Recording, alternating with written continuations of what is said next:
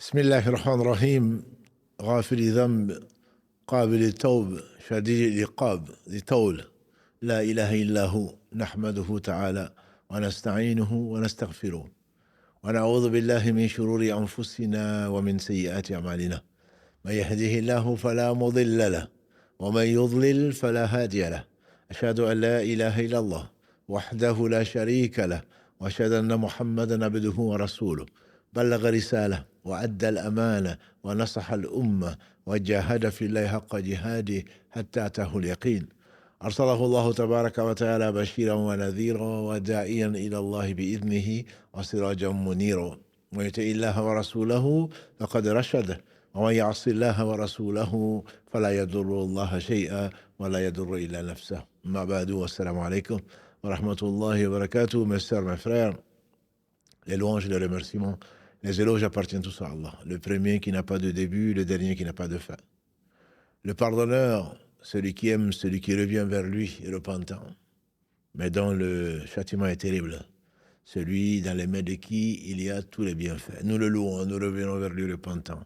Nous demandons protection contre nos péchés et lui se lancer le nombre, contre les tendances de l'âme, et l'âme ordonne le mal, hormis celle-là qui Allah fait miséricorde.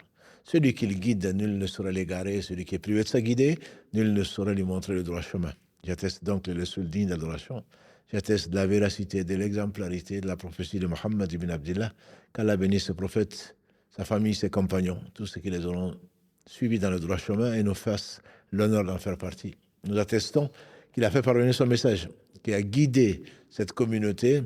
Il a été envoyé comme miséricorde pour les univers. Il a très certainement rempli sa mission et nous en attestons. Ensuite, donc, bienvenue dans ce jardin du paradis. Dans ce jardin du paradis, dans le 9e épisode de notre série Le devoir d'invoquer. On a vu pendant donc les 8 précédents épisodes que l'invocation est une obligation. Allah dit dans la sourate justement Ghafir, dans la sourate 40, verset 60, wa qala rabbukum ud'uni astajib lakum. Ton Seigneur a proclamé, il a ordonné, il a décrété, invoquez-moi et je vous répondrai. Et donc il a menacé de l'enfer ceux qui refusent de l'invoquer parce que ils sont orgueilleux. Donc le prophète sallallahu alayhi wa sallam nous a enseigné, hadith rapporté par l'imam Tirmidhi, Ahmed et également Ibn Majah, qu'Allah fasse miséricorde, qu'Allah se fâche contre celui qui refuse de l'invoquer. L'invoquer donc est un devoir puisqu'Allah il l'ordonne. Également dans la sourate 2 Al-Baqarah, verset 185. Et donc Allah subhanahu wa ta'ala, c'est lui qui possède tout bien. Wa ma bikum min ni'matin fa min Allah. Il n'y a pas de bienfait qui vous arrive si ce n'est de la part d'Allah subhanahu wa ta'ala. Comme il l'affirmait dans la sourate 16, et nous sommes souvent revenus dessus dans le verset 53. Wa ma bikum min ni'matin fa min Allah. Ce faisant, on ne saurait jamais le remercier comme il se doit. Tout bienfait, apparent ou caché, c'est ce qui fait que celui qui oublie Allah, Allah l'humilie et Allah le rabaisse et Allah le laisse à lui-même. Donc c'est la sagesse pour laquelle il a interdit d'adorer autre que lui, parce que c'est lui la source de tout bien. À lui tout revient. Sans lui, rien ne se réalise. Ce Seigneur, le seul digne d'adoration, a décrété donc que l'adoration a cette place particulière, au point que Nu'man ibn Bashir, qu'Allah agrée, il rapporte que le prophète sallallahu alayhi wa sallam nous a dit, ou lui a dit, qu'ils nous ont transmis, qu'Allah le bénisse tous, ad-du'ahu al-ibada. Si tu veux connaître vraiment l'adoration, c'est simplement l'invocation. On a vu que cela traduisait la connaissance d'Allah subhanahu wa ta'ala, la connaissance d'une partie de ses bienfaits, le fait qu'on croit en lui, le fait qu'on sait qu'il est le riche, mais un riche généreux, qu'il est tout puissant, tout, rien ne lui résiste, il n'arrive que ce qu'il veut, subhanahu wa ta'ala, et qu'il est voix, qui t'entend, et qu'il est généreux. Pas moins que ça. Notre Seigneur, le bienveillant, a voulu donc que l'on l'invoque, et il refuse que l'on invoque tout autre que lui. C'est pour cela qu'il est fortement déconseillé de demander à autre que Allah. Quand j'ai dit fortement déconseillé, c'est le fait de comprendre comme l'a dit le prophète sallallahu alayhi wa sallam à Ibn Abbas Kalalagré dans le hadith rapporté par l'imam Tirmidhi, il dit quand tu demandes, demande à Allah. Parce que quand tu demandes, tu t'humilies en réalité. Et non la possibilité, la permission de demander que 3 catégories de gens, dont les gens qui sont vraiment dans la nécessité. Nécessité comme une personne, comme l'a dit le prophète sallallahu alayhi wa sallam, une personne qui s'est endettée pour aider une autre personne. Et elle peut demander jusqu'à ce qu'elle se fasse rembourser. Une deuxième personne qui avait une affaire, et cette affaire a été ruinée. Elle peut demander jusqu'à ce qu'elle retrouve une situation. Et une troisième personne, que 3 personnes de sa tribu, ou des gens qui le connaissent, peuvent attester qu'il est dans le dénuement. En dehors de ça, a dit le prophète sallam, on n'a pas le droit de demander. On n'a pas le droit de demander. Parce que demander, c'est dépendre de quelqu'un. Les savants disent que demander,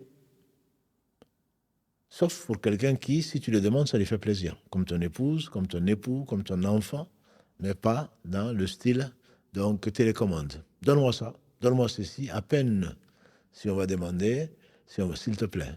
Pourquoi? Parce que la personne peut refuser. Elle peut feindre de ne pas t'entendre même. Tu attends quelque chose. Et si tu dois attendre, tu ne dois attendre sincèrement que d'Allah subhanahu wa ta'ala. Que ton espoir, disait Ali ibn Abi Talib, que ton espoir que ce soit, ne repose que sur Allah. Et que tu ne craignes que pour tes péchés. Que tu ne craignes que pour tes péchés. C'est ce qu'on lui fait dire. Et on lui fait dire également que, à l'agré, il n'y a pas un malheur qui tombe si ce n'est pas à cause d'un péché. Et la seule façon de lever ce malheur, c'est de repentir. Demandons et revenons à l'origine de l'homme, Adam alayhi salam, quand Allah l'a créé. Et c'est lui qui a tout créé sans besoin. Il lui a permis, après son choix, après notre choix, d'avoir cette liberté, cette responsabilité, quand les cieux, la terre, les montagnes ont été effrayés de cette responsabilité, comme Allah en atteste dans la sourate 33, Al-Ahzab, verset 112. Nous avons proposé donc cette amana, cette responsabilité, au ciel ou aux cieux, à la terre et aux montagnes. Ils ont été effrayés. Ils ont décliné l'invitation. L'homme s'en est chargé. Innahu kana zaluman jahula. Il est vraiment très injuste et très ignorant. En effet, cette responsabilité lourde dont on aura à rendre compte. Nous avons tous témoigné devant Allah subhanahu wa ta'ala, comme il nous le rappelle dans la sourate 7. Verset 172, Allah dit, quand ton Seigneur plutôt a tiré d'un rein d'Adam sa progéniture, ou une partie de sa progéniture, il a fait témoigner. Est-ce que vous adorerez autre que moi? Nous avons tous témoigné que non, on adorera que Allah. Allah dit, afin que demain, au jour du jugement dernier, qu'on ne dise que Allah nous a pris en otage, entre guillemets, parce que nos pères ont désobéi. Alors que chacun d'entre nous s'est engagé devant le Seigneur subhanahu wa ta'ala. Il est vrai, en effet, que notre père, Adam alayhi salam, que l'on trouve le père de l'humanité, tant dans le Coran, dans la Torah, que dans l'Évangile, le père de l'humanité, Adam, quand Allah l'a créé, et quand il a demandé aux anges de se prosterner devant lui, et quand il lui a proposé la amana, cette responsabilité qui fait sa valeur, par laquelle Allah l'a honoré, Allah lui a dit, puisque tu veux être libre, rentre au paradis, profite de tout sauf d'un arbre. Et c'est bien connu comme l'arbre maudit. C'est une tentation. Et ça nous a valu de nous connaître, mes frères et sœurs, puisque nous sommes sur terre à cause de la désobéissance, entre guillemets, de notre père, Adam. Allah dit, pas cet arbre. Une désobéissance amène à un péché. Et personne, disent les gens de science, personne ne désobéit à Allah si ce n'est par ignorance. On peut prendre Allah à témoin que si tu connaissais Allah, tu ne l'aurais jamais désobéi. Les anges sont prosternés, craignant leur Seigneur subhanahu wa ta'ala. Tout lui obéit, bon gré, mal gré, sauf quelques humains, et beaucoup d'entre nous, et quelques djinns, qui ont eu également cette responsabilité-là. Adam alayhi salam, il est rentré au paradis. Le temps qu'Allah seul sait avec son épouse Ève, il a oublié, c'est un bienfait. C'est le bienfait qui a traduit notre présence dans ce bas monde. Il a oublié, Satan l'a séduit. Pourtant, il a été mis en garde. Et méfie-toi de ce Satan, cette créature. Satan l'a mis en garde, Allah l'a mis en garde contre Satan, qui a juré de nous amener tous en enfer. Et qu'Allah, béni soit-il, qui dit dans la sourate 34, verset 20, peu s'en faut que Satan, que le vœu de Satan se réalise. C'est-à-dire la quasi-totalité de l'humanité, c'est ce qui souhaitait que la totalité de l'humanité aille en enfer avec lui. Mais Allah a accepté ses serviteurs choisis, élus, qu'Allah nous confirme cela. Le 1 pour 1000 qui échappera à l'enfer. Adam a été trompé par la vie éternelle, par la promesse de Satan qui lui dit, est-ce que tu ne veux pas que je te dise, Adam, pourquoi Allah t'a interdit cet arbre? Et malheureusement, c'est ce qui nous susurre à l'oreille. Pas de mal, il y a un plaisir dedans. Et ensuite, tu n'as que les yeux pour pleurer. Quel plaisir. Après la désobéissance à Allah subhanahu wa ta'ala. La désobéissance à Allah, dit Ibn Abbas Karalagré, ça noircit le visage. Le cœur s'assombrit. Le cœur s'assombrit, Allah il t'éloigne. Et les gens, ils ne t'aiment pas. Les gens, ils ne t'aiment pas. C'est quand Allah aime, et il aime les gens qui aiment ce qu'il aime. Il ordonne à l'ange Gabriel d'aimer la personne qui descend dans les cieux, ordonner aux anges qui descendent sur la terre et sur la mer, ordonner l'amour des gens à cette personne-là. Et dans une autre version, et quand Allah déteste quelqu'un, parce qu'Allah aime être obéi, bien que tout lui obéit, bon gré, mal gré, il aime être obéi, bon gré. Quand il déteste quelqu'un, il appelle l'ange Gabriel, je déteste un tel, déteste-le, et l'ange Gabriel le déteste. Il descend dans les cieux, inspire sur l'ordre d'Allah subhanahu wa ta'ala, dit aux anges de détester la personne, et les anges détestent la personne. Et sa détestation est ce qui est inspiré aux gens qui sont sur la terre et dans les cieux. Qu'Allah nous préserve. Et donc, c'est tout à fait normal que le péché, que tu le veuilles ou pas, ma sœur, que tu le veuilles ou pas, mon frère, quand les gens te détestent, ne cherche pas l'origine ailleurs. Je vous ai dit qu'Ali ibn Abi Talib, il dit qu'il n'y a pas un malheur qui tombe sur toi. Et ce n'est pas dû à un péché. Vous vous souvenez, on en a parlé d'un péché guérison. L'imam Ibn Qayyim, qu'il fasse miséricorde, qui raconte qu'un homme est sorti et il y a un chien qui a aboyé. Le chien a aboyé, il est revenu sur ses pas. Il est ressorti, le chien n'a pas aboyé. On lui dit, qu'est-ce qui s'est passé? Il dit, je me suis rappelé d'un péché pour lequel je ne m'étais pas repenti. Les anciens, quand ils veulent monter sur une monture et que la monture refuse, un cheval ou autre, ils se disent, qu'est-ce que Allah veut me faire passer comme message? Ils ne se disent pas, c'est pas normal, c'est la faute de la monture, c'est la faute de ma femme, c'est la faute de mes enfants, c'est la faute du voisin. Non, c'est la mienne. Parce qu'Allah promet, subhanahu wa ta'ala. Il nous informe dans la sourate 42, la consultation verset 30. Il n'y a pas de fait qui ne viennent pas. Il n'y a pas de malheur qui nous arrive si ce n'est pas de nous-mêmes. Et pourtant, Allah nous pardonne beaucoup. Adam alayhi salam, donc, il a oublié. Il a cru à la promesse de Satan, comme beaucoup d'entre nous, déversant, corrompant la terre par la désobéissance à Allah subhanahu wa ta'ala, qui, quand il interdit, ce n'est que pour le bien commun ou le bien individuel. Quand on l'oublie, on obéit à Satan. Et voilà que Satan lui a promis une fausse promesse, bien sûr, puisqu'il ne peut pas la tenir. Et quand il a désobéi à Allah, Allah lui a rappelé l'ordre qu'il lui avait donné quand tu as tout le paradis. Allah n'a rien interdit sans permettre bien plus que ça.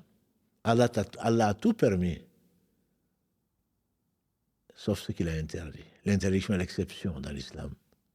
Et malgré cela, l'avidité nous amène à chercher d'autres femmes, à chercher d'autres voitures, à chercher le bien ailleurs, alors que nous avons bien plus que ce dont nous avons besoin. Je parle bien du besoin, je ne parle pas de la tentation. L'avidité, dit Ibn Qayyim, c'est l'une des 3 sources de tous les péchés. L'avidité a amené Adam, notre père, à désobéir à Allah. Allah l'a interpellé, Adam, ne t'avais-je pas dit que ce Satan était ton ennemi? Maintenant que tu m'as désobéi, tu descendras sur la terre. Ton épouse, Satan et toi. Et ce qui est destiné par Allah subhanahu wa ta'ala, comme Adam a dit à Moussa, alayhi salatu salam, quand vas-tu me reprocher ce qui m'est destiné alors que j'étais encore dans la terre, sous forme de terre. Tu ne vas pas me reprocher ce qu'Allah subhanahu wa ta'ala m'a destiné après que je me suis repenti. Allah a donné à Adam ce qui nous serviront aux gens qui sont intelligents, c'est aux gens à qui Allah a fait miséricorde, à savoir le repentir.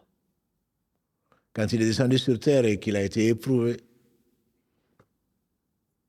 lui et son épouse ont demandé, son épouse et lui ont demandé à Allah subhanahu wa ta'ala, verset 23 de la sourate 7. Les deux ont dit Rabbana zalamna anfusana wa illam taghfir lana wa tarhamna lanakunanna minal khasirin. Notre Seigneur, nous sommes fait tort. Zalamna, nous avons fait été injustes vis-à-vis de nous-mêmes. Anfusana wa illam taghfir lana. Et si tu ne nous pardonnes pas, wa tarhamna, tu ne fais pas miséricorde, alors nous serons perdants. Nous serons des perdus, nous serons perdants. Et le Seigneur subhanahu wa ta'ala a ouvert cette porte-là du repentir au fils d'Adam. Et il a pardonné Adam, il a pardonné son épouse. Et le fait qu'il soit descendu, c'est à cause du péché. Un seul péché, ma sœur. Un seul péché, mon frère. Ne néglige pas le nombre de péchés. Non, moi je n'ai que ça, je suis presque parfait. Je n'ai que ça comme péché. Un péché a causé la descente d'Adam et de son épouse, leur sortie du paradis pour être sur cette terre le temps que Allah seul sait. C'est sa descendance, encore, la conséquence est encore sur sa descendance. C'est pour cela que le péché peut avoir des conséquences qui peuvent être nombreuses et surtout qui peuvent durer dans le temps. Et Allah seul sait quand et combien. Ne néglige donc pas le péché. Et on fait dire à Bilal ibn Malik, qu'Allah l'agrée ou qu'Allah lui fasse miséricorde, ne néglige pas, ne voit pas la petitesse du péché, voit plutôt la grandeur de celui à qui tu désobéis. Innahu kana zalouman jahula. L'homme est très certainement zaloum, un grand injuste. Jahoul, un très grand ignorant. Donc ce péché est lié au fils d'Adam, puisque le prophète sallallahu alayhi wa sallam nous a dit, c'est une manifestation d'un des attributs d'Allah, le pardonneur, le très pardonneur. Si vous ne faisiez pas de péché, a dit le prophète sallallahu alayhi wa sallam, Allah vous aurait détruit, vous aurait fait amener un peuple qui aurait fait des péchés, demander pardon, et Allah lui aurait pardonné. Donc ce pardon, c'est ce qui fait l'objet donc de notre épisode, le dernier probablement, le 9e, à cause du déplacement dont je vous ai parlé, donc prévu à Bamako, Inch'Allah, pour une série de conférences. Donc ce mercredi sera le dernier mercredi de médecine du cœur, avant donc la reprise dans 2 semaines, Inch'Allah. On va donc conclure cette série par une demande imminente. Une demande qui doit être l'ultime objectif de l'homme. Pourquoi? Parce que vous avez, verset 22 de la sourate 21, de la sourate 33, لَقَدْ كَانَ لَكُمْ فِي رَسُولِ اللَّهِ أُسْوَةٌ حَسَنَةٌ. Vous avez dans le messager d'Allah un excellent exemple. Pourtant, Allah lui a pardonné les erreurs qui ont pu se passer, qu'il a pu faire, et qu'il a rectifié, pour que ce soit pour nous un exemple. Quand il a oublié dans la prière, c'est pour qu'on apprenne, nous qui sommes oublieux et distraits. Il dit, il m'arrive parfois d'être distrait, et je demande pardon à Allah 100 fois par jour. D'avoir été distrait, pas d'avoir été négligent, il ne l'a jamais été. d'avoir été distrait. Hadith rapporté par l'imam Ahmed et Abu Daoud le hadith de Aghar ibn Yasar, qu'Allah l'agrée. Je demande 100 fois pardon à Allah d'avoir été distrait. Abu Huraira, qu'Allah l'agrée, dans ce qui a été consigné par l'imam Al-Nasaï dans son Sunan, il dit aux gens, demandez pardon à Allah et repentez-vous. Je me repens 100 fois par jour. Le hadith Aghar a été rapporté plutôt par l'imam Muslim, qu'Allah lui fasse miséricorde, est connu pour cela. Abu Huraira rapporte également dans un hadith rapporté par l'imam Bukhari, en disant que aux gens, aux musulmans, demandez pardon, revenez vers Allah, repentant, demandez pardon. Je demande pardon à Allah plus de 70 fois. Et donc, dans la version de Nasaï ou de Muslim, c'est 100 fois par jour. C'est plus précis, entre guillemets. Plus de 70 fois, c'est 100 fois, il précise. Et Ibn Omar, Kalalagré, ainsi que son père, il disait que dans la même assemblée, le prophète sallallahu alayhi wa sallam demandait à Birfirli, wa tubali, innaka anta tawwabur rahim. Seigneur, pardonne-moi et fais-moi miséricorde. Accepte mon repentir plutôt. Tu es celui qui accepte le repentir et le miséricordieux. Abighfirli wa tub alayya innaka anta tawwabur rahim. Et c'est un hadith qui est rapporté par Tirmidhi, Abu Daoud et également l'imam Ibn Majah, qu'Allah fasse tous miséricorde. Ça, c'est celui, pourtant, à qui Allah a pardonné les erreurs à venir et les erreurs passées. Comme il l'affirme dans la sourate 48, versets 1 à 2. Inna fataha laka fathan mubina. Inna fataha laka fathan mubina liyaghfira laka Allahu ma taqaddama min dhanbika wa ma ta'akhkhar. Nous t'avons très certainement accordé une grande victoire afin que on te pardonne les erreurs passées et à venir. Et de parfaire nos bienfaits sur toi et qu'on te mette sur le chemin droit, s'agissant de Muhammad sallallahu alayhi wa sallam. Et pourtant, lui, c'était 100 fois par jour. Dans la même assemblée, disait Ibn Omar, qu'Allah l'agrée, le prophète sallallahu alayhi wa sallam demandait pardon à Allah dans la même assemblée 100 fois. 100 fois, il demandait dans la même assemblée. On parle de jour, 100 fois. Là, dans la même assemblée, disait Ibn Omar, il affirmait que le prophète sallallahu alayhi wa sallam Abighfirli wa tub alayya innaka anta tawwabur rahim. Seigneur, pardonne-moi et accepte mon repentir. Tu es celui qui accepte le repentir et tu es celui qui est miséricordieux. Ça, c'est Muhammad sallallahu alayhi wa sallam. Parce qu'il fait ce qu'Allah aime. Inna Allah yuhibbu tawwabin wa yuhibbu al-mutatahhirin. Allah aime ceux qui reviennent vers lui repentants. Et Allah aime ceux qui se purifient. Surat al-Baqarah 2, verset 222. Pourquoi nous l'avons nommé, ce dernier épisode, la demande ultime? Pourquoi? Parce que notre mère Aïcha, radiallahu ta'ala anha, a dit que le prophète sallallahu alayhi wa sallam, quand il était dans ces derniers instants,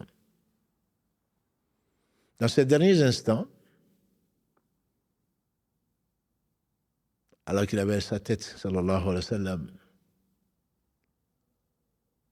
sur la poitrine de notre mère Aïcha, radiallahu ta'ala anha, il a dit, Allahumma, oh Allah,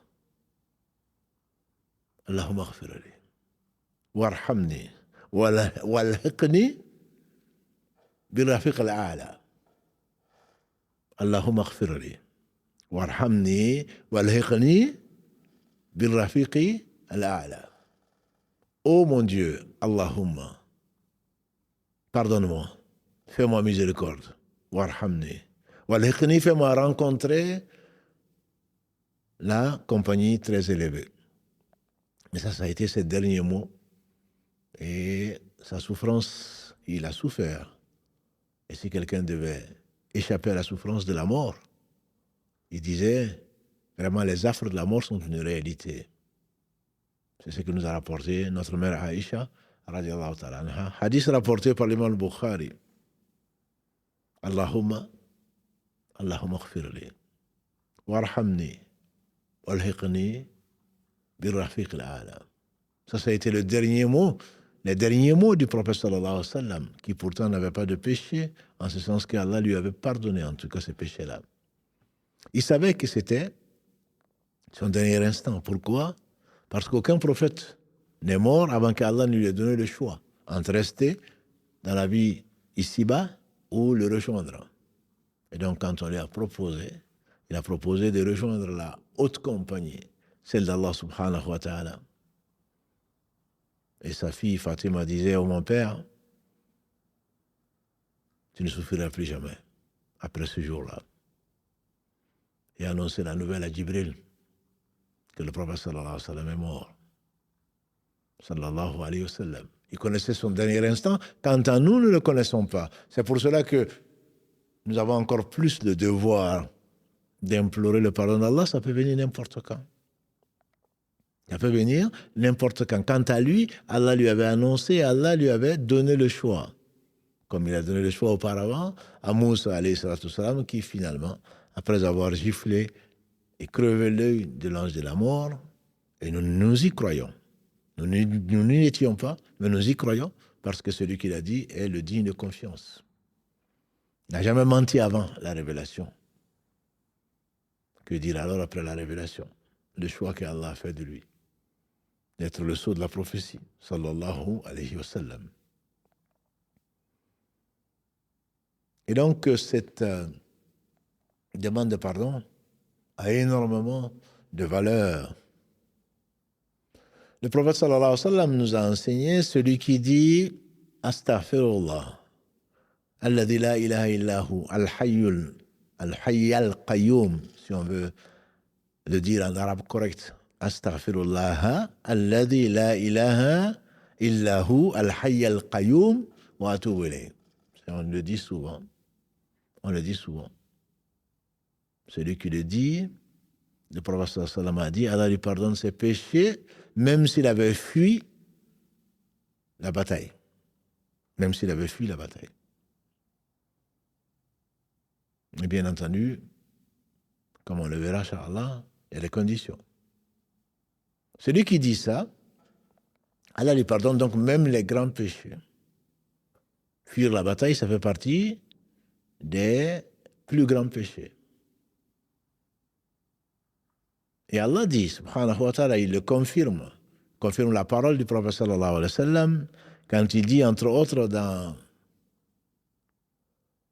la sourate 4, versets 145 et 146, quand il dit les hypocrites, les vrais, qui feignent de croire alors qu'en réalité ils ne croient pas, et Allah sait, wa ma hum bimu'minin, Allah dit, ils ne sont pas vraiment croyants, Allah sait. Yukhadi'una Allah wa alladhina amanu, ils pensent tromper Allah et les croyants, mais ils ne trompent qu'eux-mêmes. Wa ma yash'urun, sans même s'en rendre compte. Fi qulubihim marad, dans leur cœur il y a une maladie. Allah a laissé croître cette maladie. Et ils auront un châtiment terrible. Allah dit sauf ceux qui se repentent. L'hypocrisie, celui qui meurt hypocrite, la vraie hypocrisie entre guillemets, al-nifaq al-akbar, puisque que ce soit le shirk, l'association, que ce soit le kufr, la mécréance, que ce soit l'hypocrisie, toutes ont des formes graves et des formes mineures qui restent quand même graves. L'hypocrisie mineure, a dit le prophète sallam, on appelle ça l'hypocrisie des actes. Et on doit tous le craindre. Si Omar ibn Khattab le craignait, alors qu'il est l'un des meilleurs hommes que la terre a porté après les prophètes, comment nous ne pouvons pas le craindre? Le prophète sallam a dit, ayatul munafiq, d'après Abu Hurayra, ayatul munafiq thalath, On reconnaît l'hypocrite à 3 choses. Idha haddatha kadhab. Quand il parle, il ment. Idha wa'ada akhlaf. Quand il promet, il ne tient pas sa promesse. Wa idha tumina khan. Et quand on lui fait confiance, il trahit la confiance. Et dans la version de Abdullah ibn Amr ibn As, radiallahu anhuma, le prophète sallam a dit 4 caractéristiques concernent l'hypocrite. Et il a rajouté, quand il se met en colère, il n'a ni foi ni loi, devient grossier. Et il a dit, même s'il prie, même si jeune, ces 4 sont réunis, caractéristiques sont réunies chez un homme ou une femme, elle est hypocrite pure, il a dit. Khalisa. Et s'il lui reste une de ces 4 caractéristiques, il est hypocrite jusqu'à ce degré, c'est-à-dire un quart d'hypocrisie, jusqu'à ce qu'il abandonne. Mais ça, c'est l'hypocrisie qu'on appelle l'hypocrisie amali, c'est-à-dire dans les actes. Mais l'hypocrisie i'tiqadi, c'est-à-dire qui est dans le cœur, Allah seul le sait. Les autres, on le voit. L'hypocrisie du cœur, il prie avec nous, il jeûne avec nous, il voyage avec nous. En réalité, il ne croit pas, comme vient de me décrire certaines sœurs. Une fois, le jour où je me suis marié, il me dit, je ne crois pas, je l'ai fait pour toi. Est-ce que mon mariage est encore valable? Bien sûr que non. Allah promet l'enfer, le fin fond de l'enfer aux gens qui croient tromper Allah, et les croyants alors qu'en réalité, ils ne trompent qu'eux-mêmes, malgré cela. Donc c'est l'un des plus grands péchés que de faire croire qu'on croit, alors qu'on ne croit pas. Malgré cela, Allah dit, sauf ceux qui demandent pardon, qui reviennent repentants. Quel que soit le péché. Quand on demande pardon, sincèrement, Allah, quand on revient vers Allah repentant, très certainement, Allah il pardonne, subhanahu wa ta'ala. Et c'est vrai pour ce grand péché. Dans le verset 10 de la sourate 85, Al-Buruj, Allah dit, Alladhina fatanu al-mu'minina wal-mu'minati thumma lam yatubu. فَلَهُمْ عَذَابُ جَهَنَّمْ وَلَهُمْ عَذَابُ الْحَرِيقِ. Ceux qui tentent, s'attaquent aux croyants. Et ensuite, ils ne viennent pas repentants. ثُمَّ لَمْ يَتُوبُوا. Ils ne sont pas revenus repentants. فَلَهُمْ عَذَابُ جَهَنَّمْ. Allah leur réserve le châtiment de l'enfer. وَلَهُمْ عَذَابُ الْحَرِيقِ. Un des noms de l'enfer. ثُمَّ لَمْ يَتُوبُوا. Ce sont des gens qui ont réuni les croyants, qui les ont mis dans le feu, dans un fossé. قُتِلَ أَصْحَابُ الْأُخْدُودِ. Dans un feu, ils les ont brûlés. Et Allah, comme le dit Al-Hassan al-Basri, un des épigones les plus célèbres, l'imam Al-Hassan al-Basri, sage parmi les hommes, il dit, quel généreux, notre Seigneur. Il persécute ses alliés et il les tend quand même la main en disant « Venez repentants », comme Adam est revenu repentant leur père. C'est ce que Satan n'a pas voulu faire. Quand il a désobéi à Allah, qui lui a dit de se prosterner devant Adam, qu'il a refusé, il s'est enorgueilli. Il n'a pas demandé pardon. Il aurait demandé pardon, Allah seul sait ce qu'il aurait fait. Si Allah lui avait inspiré le pardon, très certainement il aurait pardonné comme il a pardonné à Adam et à Ève. Le musulman ou l'homme en général se retrouve donc dans cette position-là. Nous sommes tous des pécheurs. C'est Mohammed sallallahu qui nous a dit « Kullu bani Adam khata, wa khayra khata'in at-tawwabun » Tous les fils d'Adam sont soumis à l'erreur, font des fautes. Et les meilleurs d'entre eux, les meilleurs fauteurs, ce sont ceux qui reviennent vers Allah repentants. Wa khayra khata'in at-tawwabun. Et donc, quelle que soit la faute, comme l'a dit Allah subhanahu wa ta'ala dans le hadith Qudsi, Ya ibn Adam, ô fils d'Adam, tant que tu mets ton espoir dans mon pardon et que tu me demandes pardon, je te pardonnerai. Tant que je t'apporterai, si tu me rencontres avec ayant rempli l'espace entre le ciel et la terre ou l'espace de la terre de péché et que tu me rencontres sans rien m'associer, je t'apporterai l'équivalent pour te pardonner. Et l'imam Tahawi, qu'il lui fasse miséricorde, il précise, Allah est le grand pardonneur. Ce n'est pas parce qu'il a pardonné, ce n'est pas parce qu'il a créé que le fils d'Adam a commis des erreurs ou des fautes qu'il est devenu pardonneur. Il a toujours été, subhanahu wa ta'ala. C'est la manifestation tout simplement de son omniscience, de sa générosité, de son pardon, que de lui demander pardon et de faire ce que nous faisons pour lui demander pardon. Donc celui qui dit, ça n'a l'air de rien, celui qui dit Astaghfirullah, al-Azim, alladhi la ilaha illahu, al-Hayy al-Qayyum wa atubu ilayh, Allah subhanahu wa ta'ala a fait dire à son prophète sallam, Allah lui pardonne, même s'il a fui dans d'une bataille, c'est-à-dire un des plus grands péchés. C'est vrai pour les hypocrites, c'est vrai même pour les gens qui ont tué. S'ils reviennent sincèrement à Allah subhanahu wa ta'ala, il leur pardonne. N'a-t-il pas dit, Muhammad sallallahu alayhi wa sallam, Allah tend la main aux pécheurs du jour, la nuit, pour lui pardonner. Et aux pécheurs de la nuit, le jour, pour lui pardonner jusqu'à ce que le soleil se lève de son occident. Ou dans une version, jusqu'à ce que l'âme atteigne le gosier. Jusqu'à ce que l'âme atteigne le gosier. Imam Ahmad rapporte que le repentir continue jusqu'à ce que l'âme atteigne le gosier, al-gharghara.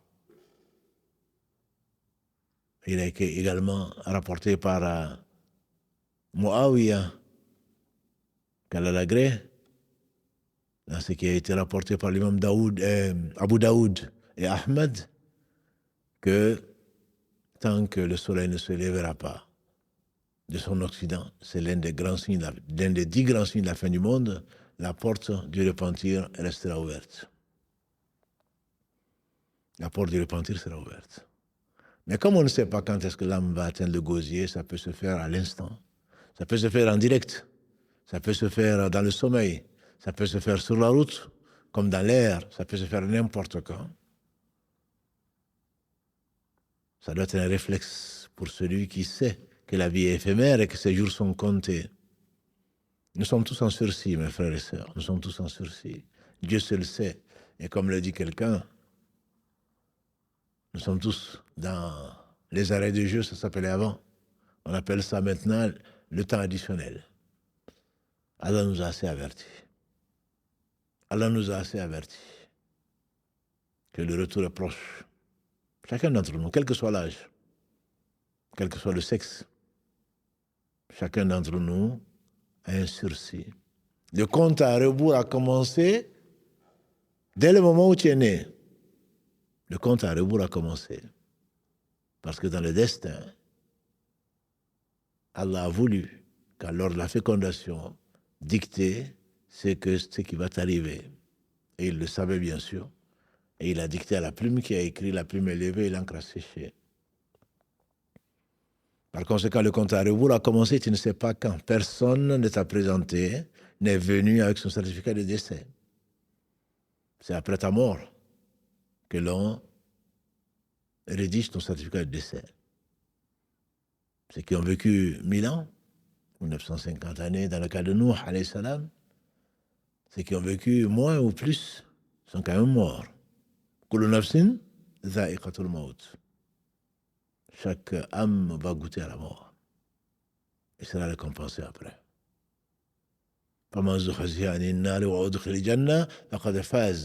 Celui qui a été menacé par l'enfer, par le feu, et qui a échappé grâce à Allah, voilà le bienheureux. C'est pour cela que peut-être Allah subhanahu wa ta'ala, après avoir éprouvé et aidé, est venu au secours des croyants qui ont fui avec leur foi en abandonnant meubles et immeubles, qui ont fait la hijra, qui ont fui vers Allah, son agrément, comme il affirme dans la sourate 59, verset 8, recherchant l'agrément d'Allah subhanahu wa ta'ala.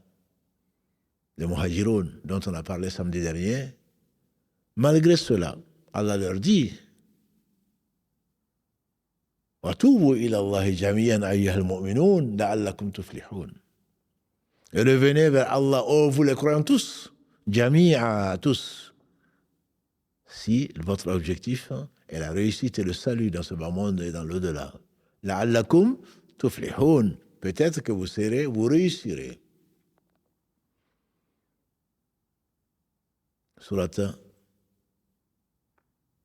24, qui est une sourate qui est médinoise, verset 31. Et Allah dit dans le verset 11 de la sourate 49, seuls les injustes refusent de se repentir. وَمَنْ لَمْ يَتُبْ فَأُولَٰئِكَ هُمُ الظَّالِمُونَ. Ceux qui refusent de revenir vers Allah repentant, voilà les injustes. Ibn Qayyim, quand il fasse miséricorde, il dit que les hommes sont de deux catégories. Allah dit, soit tu te repens, soit alors tu es injuste. Il n'y en a pas trois catégories. Et Allah invite dans le verset 8 de la sourate Tahrim 66, Ya ayyuhalladhina amanu tubu ila Allahi tawbatan nasuha. Oh, vous les croyants, revenez tous à Allah. Tubu ila Allahi tawbatan nasuha, d'un repentir sincère. On a déjà vu le repentir qui est le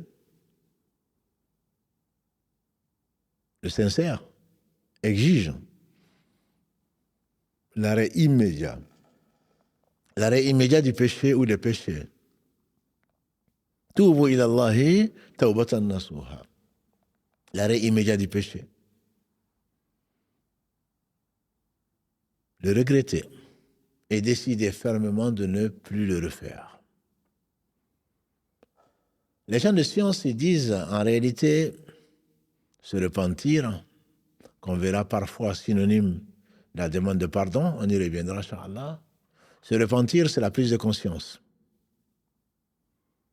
que tu as encouru la colère d'Allah en t'éloignant de son chemin droit que nous demandons 17 fois par jour minimum. En le connaissant, alors tu as mérité d'être maudit. En ne le connaissant pas, tu fais partie des égarés. Bien que tu le connaisses, comme beaucoup d'entre nous, la détermination d'abandonner ce chemin est insuffisante. C'est pour cela que l'on persiste dans la désobéissance d'Allah. Quant aux gens qui sont égarés, ils ne sont même pas conscients qu'ils sont égarés. Celui qui reconnaît la nocivité de la désobéissance à Allah subhanahu wa ta'ala et qui imagine les conséquences sur sa personne et sur sa communauté, très certainement se précipitera vers le repentir. Allah dit dans la sourate 3, verset 173, وَسَارِعُوا إِلَى مَغْفِرَةٍ مِّن رَبِّكُمْ وَجَنَّةٌ عَرْضُهَا السَّمَاوَاتُ وَالْأَرْضُ وَأُعِدَّتْ لِلْمُتَّقِينَ. Précipitez-vous, concourez au pardon de votre Seigneur. وَسَارِعُوا إِلَى مَغْفِرَةٍ. Maghfira donc au pardon de votre Seigneur. Et d'un paradis qui est plus vaste que les cieux et la terre, est réservé aux craignants Allah, aux pieux. On a dit, celui qui ne revient pas vers Allah, c'est un injuste. Celui qui ne revient pas vers Allah, Allah le rabaisse. Et celui qui Allah rabaisse, personne ne peut l'élever. Celui qui l'élève, personne ne peut le rabaisser. Parce que Allah honore qui? Il dit dans le verset 13 de la sourate 49, Ya ayyuhan nasu, inna khalaqnakum min dhakarin wa untha, wa ja'alnakum shu'uban wa qaba'ila lita'arafu, inna akramakum indallahi, oh vous les gens, nous vous avons créé, c'est-à-dire moi seul, le seul créateur. Wallahu khaliqu kulli shay. Nous avons créé le nom de majesté d'un homme et d'une femme. Vous avons réparti en groupes et en tribus afin que vous vous entreconnaissiez. Inna akramakum, le plus honoré c'est Allah, atqakum c'est le plus pieux. Et qu'est-ce que la piété? C'est d'obéir à Allah subhanahu wa ta'ala à partir de ce qu'il a décrété pour notre bien, en espérant son agrément, fuir ce qu'il a interdit pour notre bien, en craignant son feu. Et donc c'est celui-là qui est pieux.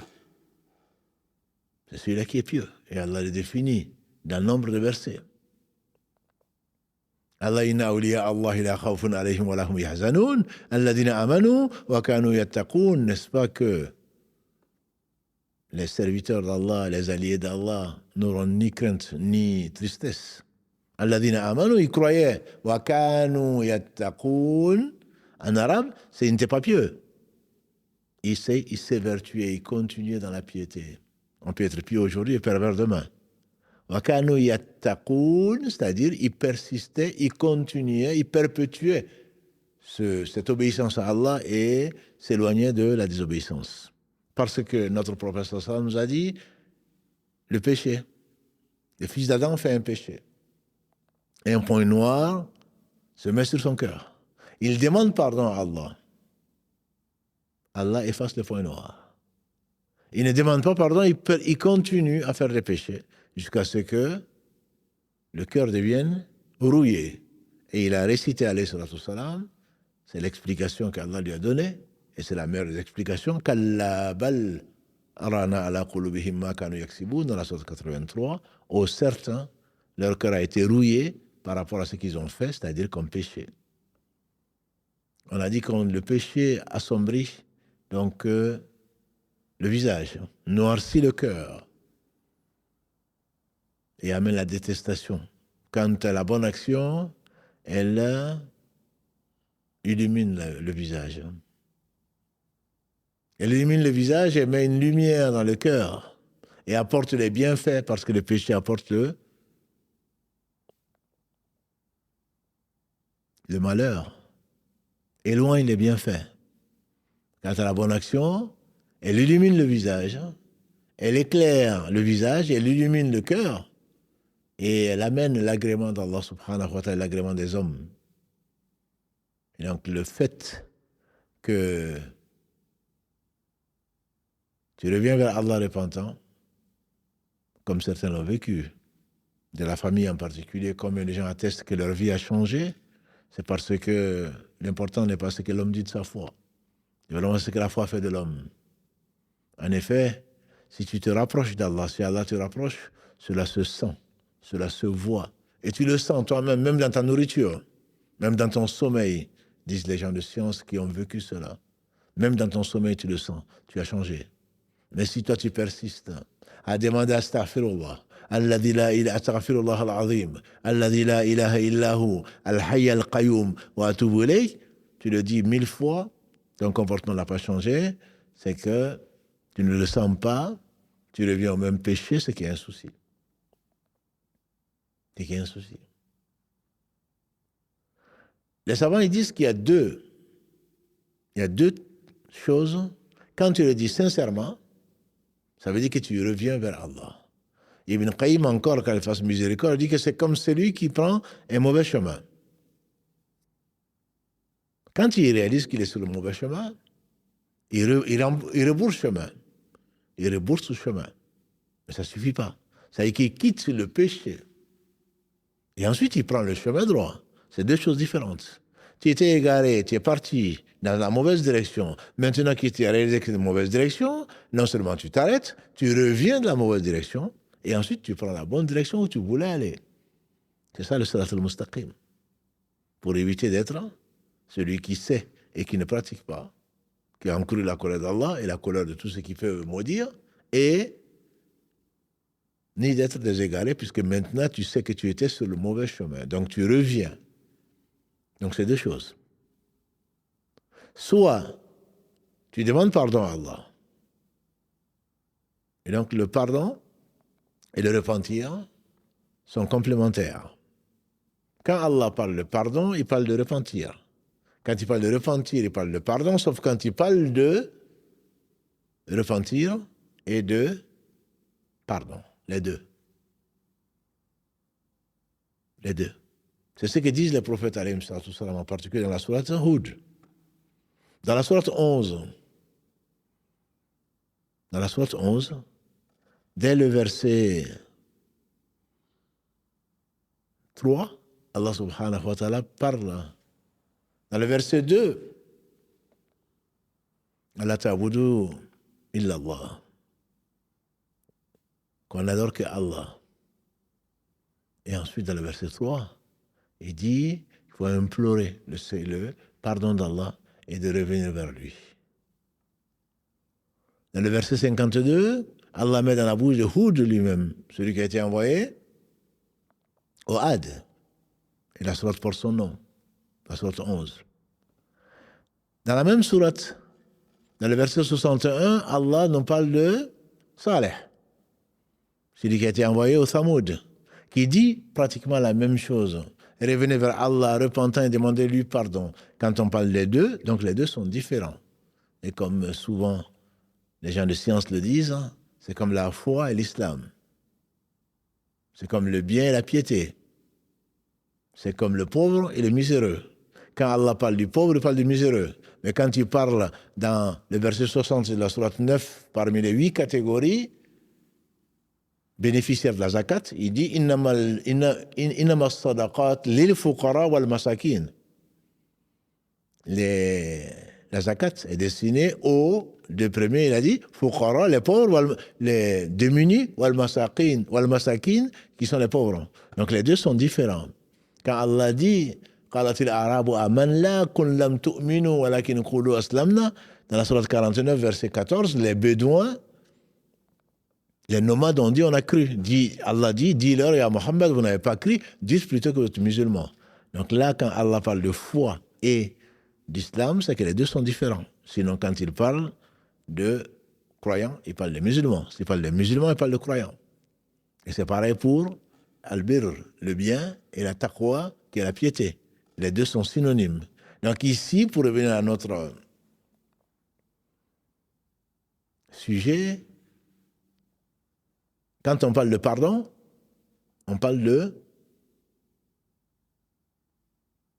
Quand on parle de pardon, on parle nécessairement de repentir. Donc celui qui demande à Allah de revenir, ou celui qui demande à Allah pardon, astaghfirullah, alladhi la ilaha illa hu, astaghfirullah al-azim. Je demande pardon à Allah. Al-azim, l'immense. Alladhi la ilaha illa hu, on couple les deux avec l'unicité. Al-hayy al-qayyum, le vivant. Al-qayyum, c'est le subsistant par lui-même, dont tout a besoin pour subsister. Wa atubu ilayh, et je reviens repentant. Donc ces deux choses-là, les deux choses sont différentes. Si on est sincère, ça veut dire qu'on a demandé pardon à Allah, et Allah pardonne, et on revient vers le droit chemin. C'est ce qu'insiste beaucoup Ibn Qayyim quand il fasse miséricorde. J'étais égaré, je rebrousse chemin, mais je ne m'arrête pas. Si tu t'arrêtes, c'est que les autres sont partis. Tu dois les suivre. Tu dois prendre le droit chemin, alors qu'il y a encore temps, avant que tu ne rencontres Malak al-Maut, et فَإِذَا جَاءَ أَجَلُهُ لَا تَأْخِرُونَ سَاعَةً وَلَا يَسْتَقْدِمُونَ. Quand le moment est venu, quand la mort est venue, on ne peut ni l'avancer ni la reculer. Donc à ce moment-là, demande à Pharaon, quand il est revenu vers Allah, en affirmant qu'il y a Allah seul mérite l'adoration, Allah dit Al-An, que maintenant que l'âme a atteint le gosier, qu'il allait être noyé. À ce moment-là, la porte du repentir est terminée. Donc, la demande de pardon, si vraiment tu as demandé à Allah ce que tu as demandé, on a dit que le prophète sallallahu alayhi wa sallam a dit que même si c'était un grand péché, il te le pardonne parce que tu es sincère. Si tu es sincère, tu peux espérer le pardon même des grands péchés, avec la demande de pardon qui est donc notre sujet ce soir. Et si tu n'es pas sincère, tu peux espérer le pardon, mais tu ne peux pas espérer le repentir. Parce que nous avons dit, quand on parle de pardon, on parle de repentir. Quand on parle de repentir, on parle de pardon, sauf quand on parle des deux. Et là, les prophètes, alayhi salam, ont dit qu'il fallait implorer le pardon d'Allah. Al-Maghfira, astaghfirullah, Maghfira, qui est donc la racine, qui est la même. Maghfira, c'est, disent les Arabes, le fait de se protéger contre les conséquences de tes péchés. Et Allah seul sait les conséquences de nos péchés. Je demande à Allah de me protéger, astaghfirullah, je lui demande pardon. C'est-à-dire, oh Allah, ne me tiens pas à rigueur des péchés. Donc c'est ce qui est arrivé, c'est le passé. C'est le passé ou c'est le présent, ou c'est le passé récent. Et le passé ancien, le passé récent. Je viens de réaliser que depuis qu'Allah m'a créé, depuis que je suis devenu un homme ou une femme, j'ai fait tant de péchés. Oh Allah, pardonne-moi. Et ne me châtie pas pour ce que j'ai fait. Et donc, ça, c'est le maghfira. En arabe, ils disent mirfar. Les Arabes disent mirfar. On dit que c'est la imama. C'est-à-dire, c'est le turban. Non, plutôt, c'est un casque. C'est différent de imama. Imama qui est le turban. Le turban, tu le portes pour couvrir la tête, mais il ne te protège pas. Ni contre le vent, ni contre la pluie, ni contre des coups.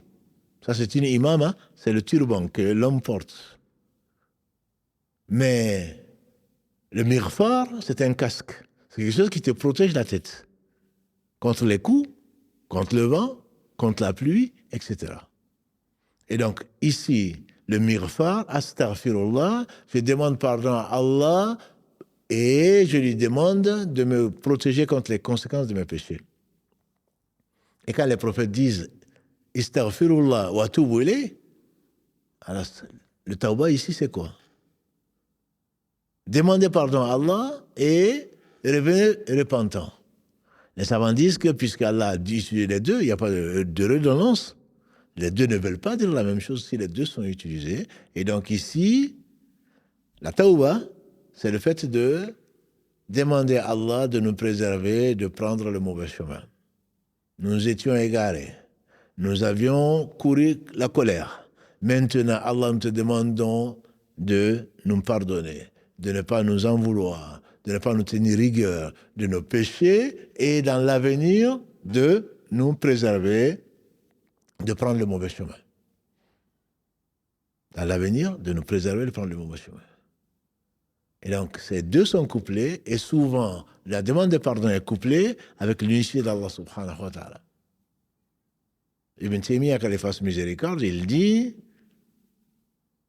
souvent, dans le verset 19, par exemple, de la sourate 47, la sourate Muhammad, sallallahu alayhi wa sallam, Allah dit fa'alam, sache ô Muhammad, annahu la ilaha illallah, wa astaghfir li dhanbik, wa lil mu'minina wa lil mu'minat. Sache, ya Muhammad, qu'il n'y a pas d'autre être digne d'adoration si ce n'est moi, si ce n'est Allah plutôt. Et demande pardon pour tes péchés. Le fait que tu affirmes que Allah seul mérite l'adoration, en tout cas que tu saches qu'Allah mérite l'adoration, c'est le droit d'Allah, subhanahu wa ta'ala. Allah pardonne tous les péchés, sauf celui-là, pour celui qui meurt dans cet état. Et demande pardon pour tes péchés, autre que celui-là. Inna Allah la yaghfiru an yushraka bihi wa yaghfiru ma duna dhalika liman yasha. Allah ne pardonne pas que l'on lui associe quoi que ce soit. En dehors de ça, il pardonne à qui il veut. Donc, ça, il ne le pardonnera pas jusqu'à ce que tu saches. Sache. C'est la première condition dans l'explication des 8 conditions de la ilaha illallah. C'est à l'ilm, que tu saches qu'Allah seul mérite l'adoration. Sache, ya fa'alam, sache donc, ô Muhammad, que Allah seul mérite l'adoration. Et demande pardon pour tes péchés, pour tes erreurs, passé et futur qu'Allah a pardonné. Donc ça, c'est autre que l'association à Allah. Donc c'est tous les péchés en réalité. Le pire d'entre eux, inna shirka la dhulmun azim, a dit Luqman à son fils, dans la sourate qui porte son nom, sourate 31, verset 13. Ya bunay la tushrik billah, mon cher fils, n'associe rien à Allah. Inna shirka la dhulmun azim, l'association à Allah est une injustice énorme. Et on va le trouver même quand le prophète sallallahu alayhi wa sallam, qui nous a enseigné tout le bien, il dit quand quelqu'un est resté dans une assemblée, quand il va se lever, qu'est-ce qu'on va dire? Subhanakallahumma wa bihamdika, ashhadu an la ilaha illa anta, astaghfiruka wa atubu ilayk. On associe que Allah seul mérite l'adoration, l'unicité d'Allah subhanahu wa ta'ala, le tawhid, avec la demande de pardon et le retour vers lui. Et Allah subhanahu wa ta'ala a promis de ne pas châtier celui qui demande pardon. Dans la sourate Al-Anfal, verset 33. Et Allah n'est pas allé châtier tant qu'il était parmi eux, et après la mort du prophète sallam, tant qu'il demande pardon. Donc la demande de pardon, Si on la savait, ce serait un réflexe. Abu Huraira, il a dit, je n'ai pas entendu quelqu'un en train de multiplier la demande de pardon, astaghfirullah wa atubu ilayh, plus que le prophète sallallahu alayhi wa sallam. On a dit, Rabbi ghfirli wa atubu alayya, innaka anta tawwabur rahim. Il le disait, Ibn Omar, il le disait 100 fois dans la même assemblée. Et Abu Huraira disait donc, parmi les autres formules, astaghfirullah wa atubu ilayh. Le prophète le disait tellement que personne ne le disait plus que lui. Parce qu'il se fait que ta fin arrive. Au moment où tu le dis, alors tu as certainement gagné. Et le prophète nous a dit, celui qui, dans le dernier mot, est la ilaha illallah, il entrera au paradis quels que fussent ses péchés. Ça ne veut pas dire que s'il est mort dans les grands péchés, même dans les petits, qu'il ne mérite pas l'enfer. Ça veut dire simplement que cette partie que Allah subhanahu wa ta'ala dans le verset 48 et dans le verset 116 de la sourate Les Femmes, 4, Inna Allah la yaghfiru an yushraka bihi wa yaghfiru ma duna dhalika liman yasha. Allah ne pardonne pas que on lui associe quoi que ce soit en dehors de cela, il pardonne à qui il veut.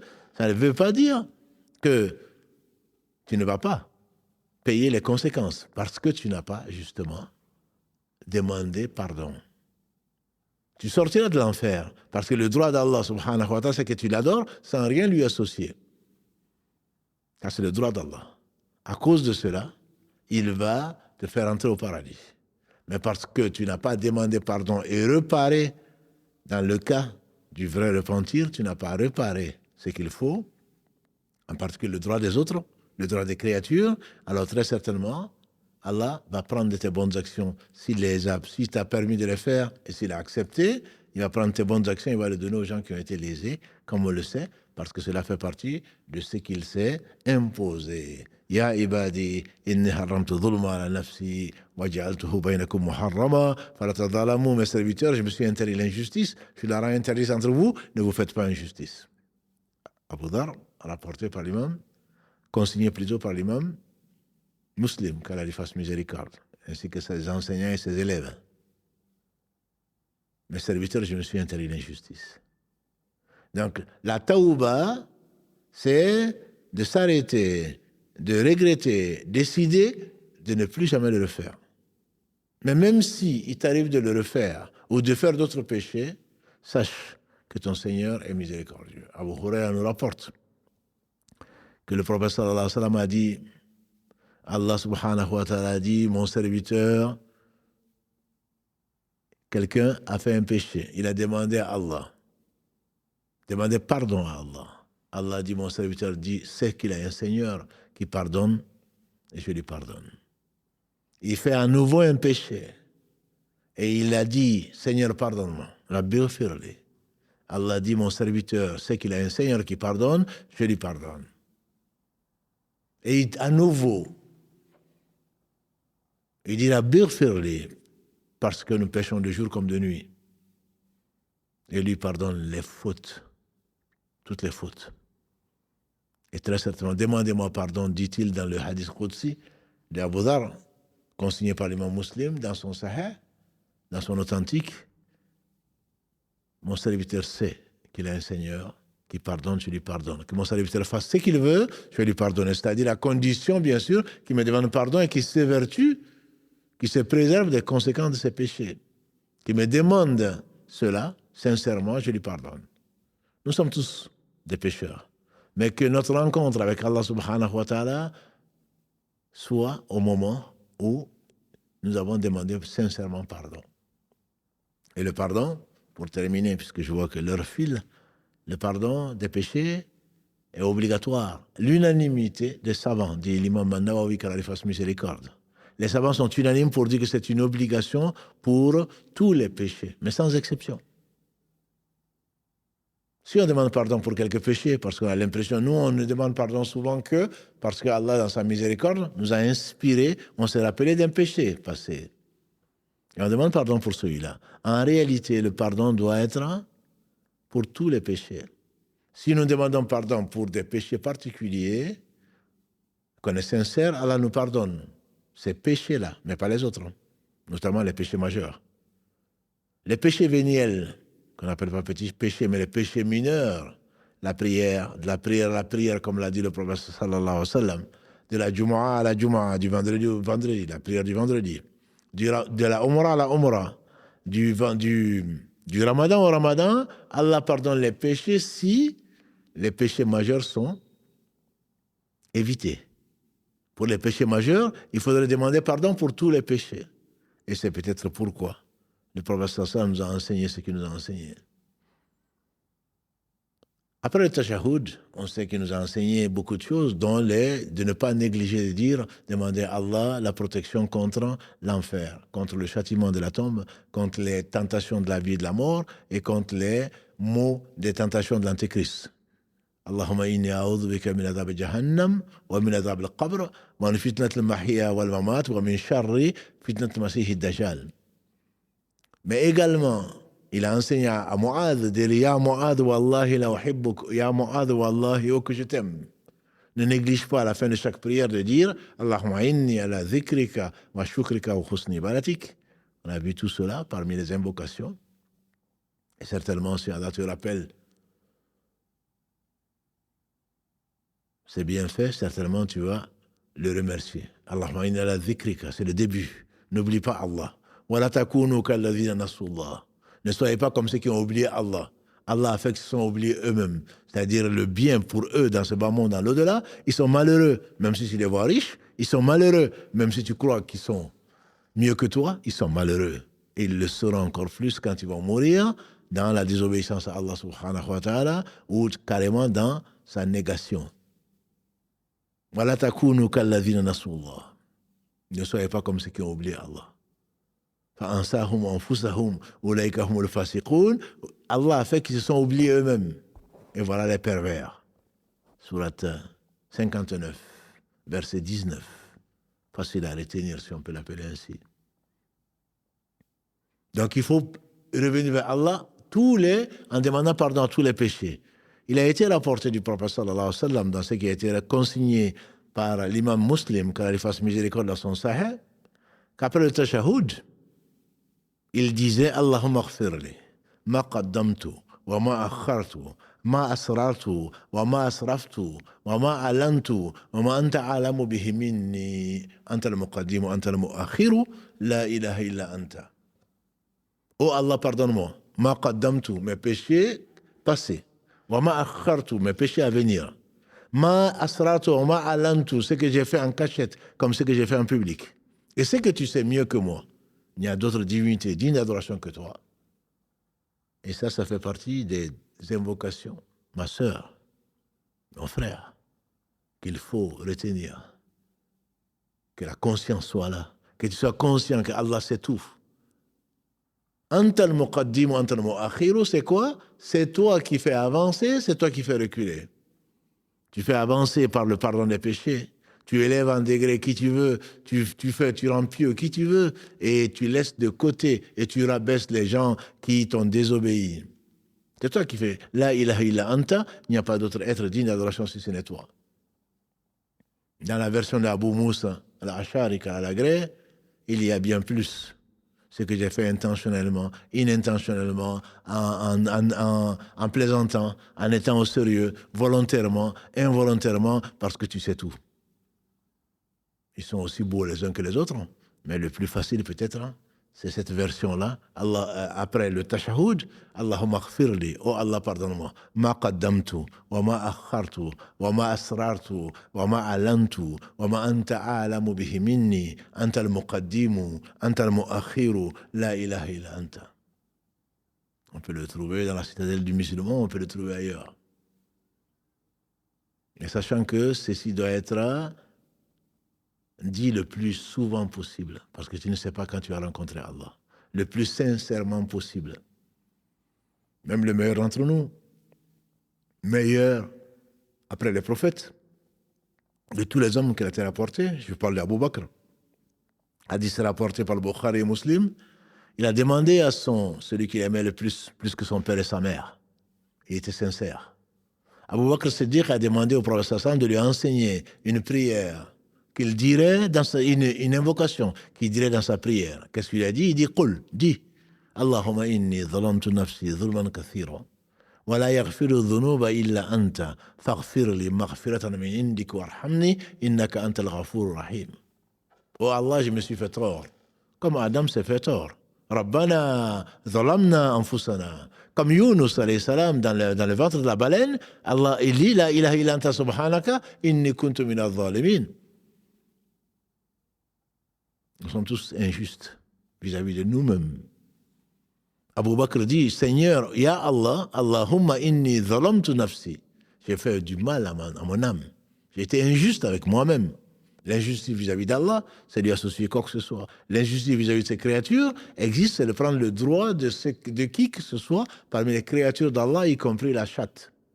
L'injustice vis-à-vis de soi-même, c'est d'avoir oublié Allah subhanahu wa ta'ala. C'est lui avoir désobéi dans ce qui ne contient, dans ce qui ne touche pas à l'association. Je me suis fait outragement tort. Inni zalamtu nafsi zulman kathira. Beaucoup. Voilà, yaghfiru dhunuba illa anta. Personne ne pardonne les péchés si ce n'est toi. Faghfir li, pardonne-moi. Maghfiratan min indik, comme toi seul sais le faire. Il y a un pardon venant de ta part. Warhamni, fais-moi miséricorde.